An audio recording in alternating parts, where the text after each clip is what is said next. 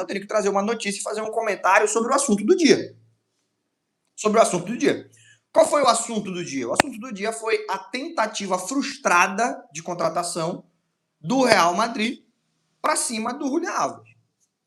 Eu lembro que quando o Florentino Pérez fez aquela promessa lá atrás, ainda em época de campanha eleitoral, na disputa com o Henrique Riquelme, ele foi num programa de entrevistas e aí ele foi meio que provocado, cutucado. Ah, porque o Henrique Riquelme prometendo aí várias contratações, falou do Haaland, falou da possibilidade do Rodri. E você, Florentino, o que é que você pretende fazer? E aí o Florentino começou o discurso dele. Não, nós já fechamos com fulano, com ciclano, Konaté e Dumfries. Esses dois não vão ser as únicas contratações, nós vamos ter outras contratações.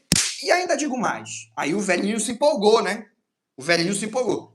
E ainda digo mais. Eu vou fazer uma oferta terça-feira. Terça-feira eu vou fazer uma oferta de 150 milhões de euros por um jogador galáctico que todo mundo conhece, que é de time que está constantemente fazendo grandes campanhas aí na Liga dos Campeões. Eu vou fazer uma oferta nesse estilo. E aí a galera começou a me procurar para perguntar: quem será que é o jogador? Quem será que é o jogador? Porque no mesmo dia pipocou, é o Vitinha. No dia seguinte era o João Neves. No outro dia era o Olizé. Sendo que na entrevista perguntaram para ele, é o Olizé? E ele falou, não é o Olizé. Nem é ninguém da Premier League. Não é o Olizé e não é ninguém da Premier League. Então, a tendência é que fosse alguém do PSG. É o Vitinha, é o João Pedro, é o João Neves. João Pedro não, né? João Pedro tá ganhando Chelsea. É o João Neves. Ah, é o Haaland. Não, mas ele falou que não é da Premier League, mas ele falou só para despintar, é o Haaland sim. É o Olizé. Não, mas o Olizé ele disse que não era. Não, mas ele falou só para despintar, é o Olizé sim. E no final das contas eu dei essa opinião para você aqui de que nem o Florentino sabia quem ele ia contratar. Ele estava naquele clima, ou melhor, quem ele ia fazer oferta. Ele não prometeu que ia contratar, ele prometeu que ia fazer uma oferta. Nem o Florentino sabia. Naquele momento ali, levado pela empolgação da entrevista, de uma disputa eleitoral, vendo o seu adversário fazendo as promessas que ele estava acostumado a fazer, ele acabou jogando para a galera. Eu vou fazer uma baita de uma oferta de 150 milhões por um jogador galáctico, que o mundo inteiro conhece, que é brabo pra caramba. E aí, quando começaram a indagar ele para tentar descobrir quem era, nunca era ninguém. Ele saía só negando. Cara, são múltiplos sinais de que ele não sabia ainda quem era. Ele nem falou a posição. É um jogador de que posição? Ah, joga do meio para frente. Porra, do meio para frente pode ser volante, pode ser meia, pode ser ponta, pode ser centroavante, pode ser um monte de gente. Ele não sabia quem ele ia contratar. Na empolgação da disputa eleitoral, ele soltou essa e ele aguardou. E deixou as redes sociais e os veículos de comunicação fazerem o serviço de ficar conjecturando. É o Vitinha. E se for o Vitinha, o time do Real Madrid fica assim. Olha que time maravilhoso o time do Real Madrid com o Vitinha. Agora o Real Madrid vai conseguir a contratação desse jogador, vai fazer toda a diferença. O Real Madrid para a próxima temporada vai ser um Real Madrid maravilhoso. Ah, mas eu acho que não é o Vitinha, não. É o João Neves. E olha como ficaria o time do Real Madrid com o João Neves. É um time muito... E assim foi, né? Nas redes sociais, na imprensa, a galera fazendo o que ele esperava, tendo a reação que ele imaginava, de conjecturar todos os possíveis e positivos, porque negativo ninguém conjectura. Quando o assunto é o Real Madrid, a galera sempre projeta o melhor cenário possível. A galera começou a conjecturar e era isso que ele esperava, era isso que ele queria. Mas ele não sabia quem ele ia contratar. E eu desconfio até que ele estava com medo de aceitarem. A última vez, o último documento financeiro que o Real Madrid publicou foi na virada do ano passado para esse ano, na virada de 2025 para 2026. E comparado a quatro anos antes, o Real Madrid teve uma queda de liquidez de 99%. O Real Madrid tinha em caixa mais de 200 milhões de euros 4 anos atrás, em comparação ao momento da publicação do documento, que foi no último dia de 2025. Então, em 2021, o Real Madrid tinha mais de 200 milhões em caixa e no final de 2025 tinha 4 milhões. Se a gente for levar em consideração que nenhum jogador foi vendido ainda e o Real Madrid não conquistou nenhum título que lhe garantisse uma premiação significativa, é difícil imaginar que o Real Madrid conseguiu, de lá para cá, ter um retorno a essa casa dos 200 milhões de euros. Para ele fazer uma oferta de 150, para pagar a multa do Mourinho, vai ter que pagar 15 milhões para o Benfica. Para pagar a multa do Dumfries, vai ter que pagar 20 milhões para a Inter de Milão. E para pagar o bônus de assinatura do Konaté, que, se eu não me engano, é 15, 18 milhões, entre 15 e 20 milhões. Então, basicamente seria, em uma semana, gastar mais de 200 milhões de euros sem ter vendido ninguém, sendo que 6 meses antes só tinha em caixa 4 milhões. Isso daqui não é um boato, isso daqui é uma documentação oficial que o próprio clube publicou, porque o clube precisa dar satisfação para os seus sócios. Os clubes que que têm ações nas bolsas de valores, eles precisam dar satisfação para os seus acionistas uma vez a cada 3 meses. Os clubes sociais dependem do estatuto. O Real Madrid é um clube social, ele não tem um proprietário, ele pertence aos sócios. Então, cada clube tem o seu estatuto. No Barcelona, essa atualização financeira acontece a cada 3 meses e no Real Madrid acontece a cada 6. Então, a última vez que aconteceu foi na virada do ano e ali na satisfação que ele dá para os sócios, a satisfação que ele dá é que ele tem 4 milhões em caixa. Então eu sempre imaginei que era muito difícil ele ter essa grana para fazer tudo isso de contratação uma atrás da outra. Se ele vender jogadores, que eu imagino seja um objetivo do Real Madrid, ele vai conseguir financiar a reformulação do plantel proporcional ao que ele ingressar com as vendas. Mas assim, do nada, sem nenhuma venda, sem nenhuma premiação, sem nenhum novo patrocínio, sem nenhuma novidade dentro do que o Real Madrid tem em caixa, me causaria muita surpresa. E eu conjecturei até a possibilidade dele fazer a oferta torcendo para rejeitarem, para ele não precisar desembolsar esse valor que ele ia ter que tirar de algum lugar, de alguma reserva do clube, ele ia ter que tirar de algum orçamento do clube externo, além do orçamento das transferências, e depois ele ia correr atrás no mercado de transferências para vender jogador, mas é um pepino que ele ia arrumar para ele ia arrumar uma dor de cabeça, ele ia torcer para os caras não aceitarem e ia ter cumprido a sua promessa. A promessa dele foi: eu vou fazer uma oferta de 150 milhões. Ele fez a oferta, os caras rejeitaram, olha, mas eu cumpri a minha promessa. Os caras que rejeitaram, então ele blefou. Jogou pra galera, blefou, rolou ali uma manipulação semântica, ele não prometeu que ia contratar, ele prometeu que ia fazer uma oferta, e a oferta ele fez. Para quem que ele fez a oferta?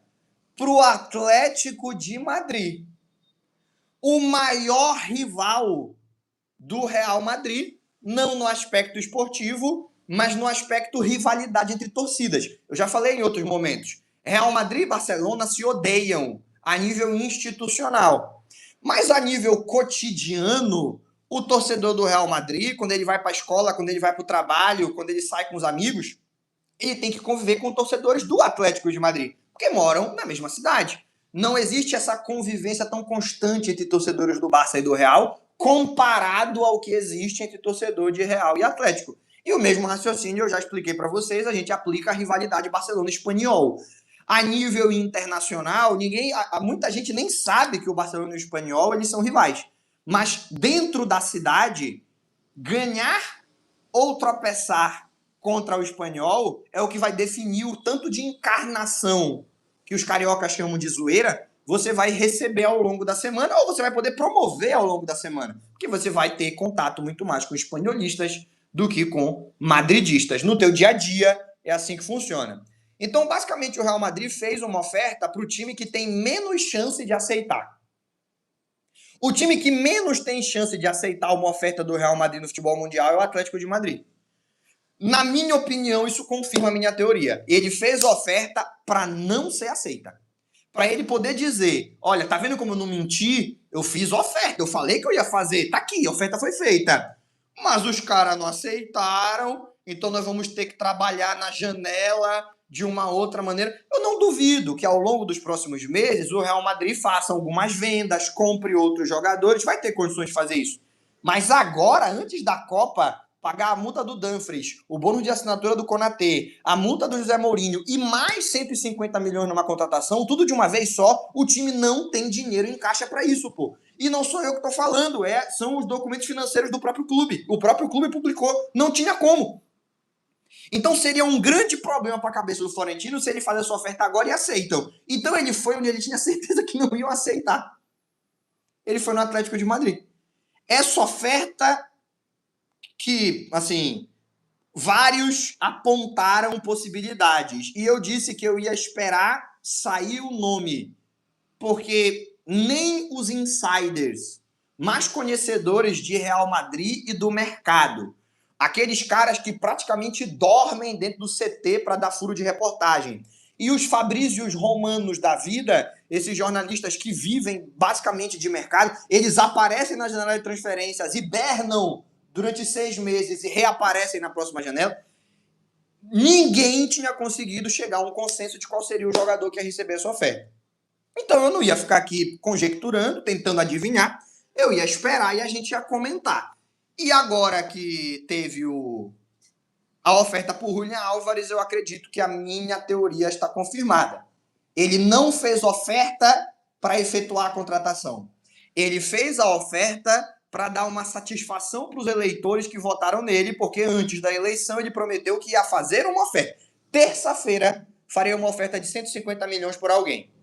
Por um galáctico, de um time com uma história muito bonita na Liga dos Campeões. O Atlético de Madrid não tem história bonita na Liga dos Campeões. O Julián Álvares não é um jogador galáctico, mas isso fica em segundo plano porque é subjetivo. De maneira objetiva, ele cumpriu a promessa. Ele fez uma oferta de 150 milhões. Deu graças a Deus que rejeitaram e agora ele vai ter tempo. Ele não tem mais uma data amarrada, ele não tem mais um número amarrado, um valor amarrado para ele oferecer. Ele pode ir para a janela de transferências sem ser acusado de ter mentido nas eleições. No fundo, ele não mentiu, ele manipulou, mas ele não mentiu. E ele pode ir para a janela de transferências com essa tranquilidade, com esse tempo a mais que ele ganhou. Grandes contratações eu acredito que só vão acontecer pós-Copa do Mundo, tá? Grandes contratações eu acredito que só vão acontecer pós-Copa do Mundo. As que tinham para acontecer e serem anunciadas já foram, a não ser que a gente venha a ter contratação de jogadores que não estão na Copa do Mundo. Jogadores italianos não vão para a Copa. Pode ser que aconteça. Alguns jogadores que não foram convocados, por exemplo, o João Pedro, por exemplo, o Frimpong, pode ser. Jogadores que se lesionaram e foram cortados no Mundial, o caso do Leonard Cal, pode ser. Mas os jogadores que estão concentrados para disputar a competição, principalmente em seleções que são favoritas ao título, esses nomes a gente vai ter que esperar essas seleções caírem ou a Copa do Mundo terminar para poder aprofundar. O Julián Álvares entra nesse balaio e a gente pode até entrar numa outra discussão. Vale a pena continuar correndo atrás do Julián? Eu sempre tive minhas dúvidas de se ele era o jogador que o Barcelona precisava. Eu trouxe para vocês o relato de que a avaliação feita internamente foi uma avaliação de que a capacidade dele de pressão ofensiva ajudaria o Barcelona a subir o seu patamar, tanto no ataque quanto na defesa, e que por isso tinham estabelecido ele como prioridade, conscientes que ele não é um grande goleador, e estavam dispostos a ir até 120 milhões. Aparentemente não vai dar, né?